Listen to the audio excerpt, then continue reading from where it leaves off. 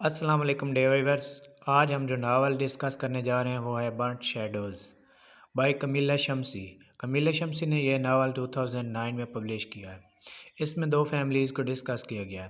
ایک فیملی ہے Pakistani Japanese Tanaka اشرف اور دوسری ہے جرمن انگلش امریکن ویز۔ اس فیملی کے جو دو ممبر ہیں وہ ایک دوسرے سے لو افیئر کرتے ہیں اور دونوں شادی کرنا چاہتے ہیں، لیکن بدقسمتی سے یہ ٹریجک ناول ہے اور شادی نہیں کر پاتے۔ اس ناول کے دو کریکٹر کونریڈ ویز اور ہیروکو تناکا، ان دونوں کے ایک دوسرے سے لو ہو جاتا ہے۔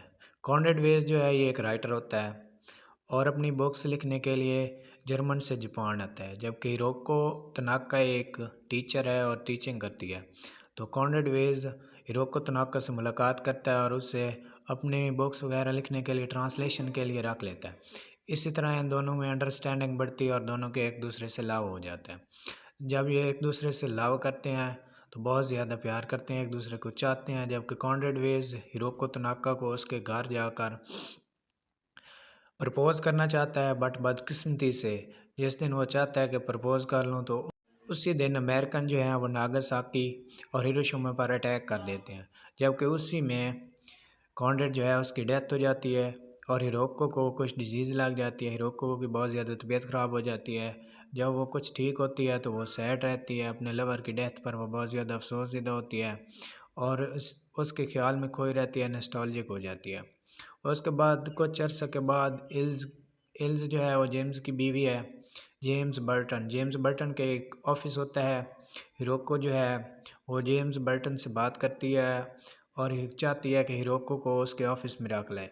تو جیمز برٹن جو ہے ہیروکو کو دیکھتا ہے تو وہ اس سے مایوس ہو جاتا ہے، وہ نہیں چاہتا کہ یہ ہمارے آفس میں جاب کرے، لیکن بدقسمتی سے وہ مایوس ہو کر باہر چلی جاتی ہے۔ تو جیمز برٹن کا ایک اسسٹنٹ ہوتا ہے جس کا نام ہوتا ہے سجاد اشرف۔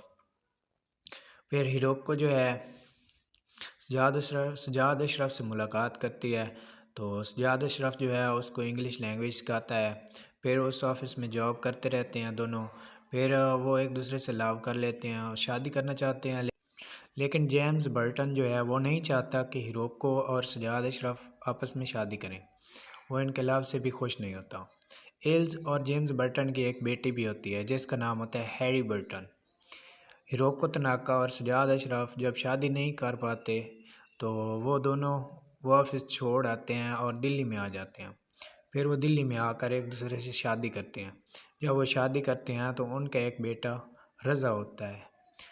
رضا جو ہے وہ ایک اسلامی بندہ ہے، وہ نہ ہی اسٹڈی کرتا ہے نہ ہی کچھ، جبکہ سجاد اشرف چاہتا ہے کہ یہ لاء کرے۔ جب لاء کرنے جاتا ہے تو ہر مرتبہ وہ ایگزام میں فیل ہو جاتا ہے، اس کا ایجوکیشن کے متعلق اتنا اچھا انٹرسٹ نہیں ہوتا، تو پھر یہ دونوں بہت زیادہ پریشان ہوتے ہیں۔ ہیروکو تناکا اور سجاد اشرف دونوں پریشان ہوتے ہیں رضا کے بارے میں، لیکن رضا جو ہے وہ انٹرسٹڈ نہیں ہوتا ہے ایجوکیشن کے بارے میں، نہ ہی وہ چاہتے ہیں کہ یہ ایک اچھی بھلی جاب کرے اور اسٹڈی کرے، پھر جاب کرے، ایجوکیشن کرے، لیکن رضا کا انٹرسٹ نہیں ہوتا۔ رضا جو ہے اسلامی بندہ بن جاتا ہے، وہ داڑھی رکھوا لیتا ہے۔ عبداللہ جو ہے وہ رضا کا دوست ہوتا ہے۔